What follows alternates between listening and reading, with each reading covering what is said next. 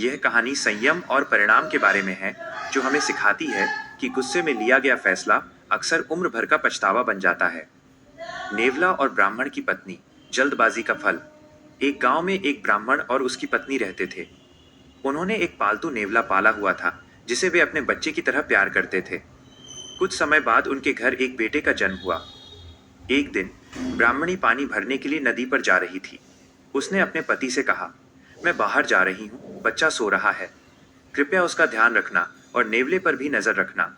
लेकिन कुछ देर बाद ब्राह्मण भी किसी काम से घर के बाहर चला गया और बच्चा घर में अकेला रह गया। वफादारी की जंग। जब बच्चा पालने में सो रहा था, तभी कहीं से एक जहरीला काला सांप वहां आ गया और बच्चे की ओर बढ़ने लगा। वफादार नेवले ने जैसे ही सांप को देखा, वो उस पर टूट पड़ा।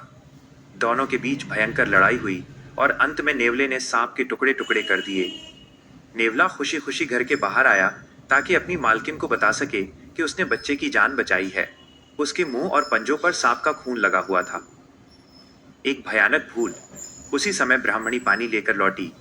जैसे ही उसने नेवले के मुंह पर खून देखा, वो घबरा गई। उसने सोचा, इस दुष्ट नेवले ने मेरे बच्चे को मार डाला है।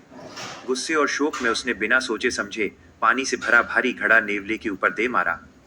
नेवला वहीं तड़प तड़प कर मर गया। जब ब्राह्मणी भागकर अंदर गई तो उसने देखा कि बच्चा आराम से सो रहा था और पास ही एक मरा हुआ सांप पड़ा था। ब्राह्मणी को अपनी गलती का एहसास हुआ। वो फूट फूट कर रोने लगी कि उसने अपने वफादार रक्षक को अपने ही हाथों मार डाला।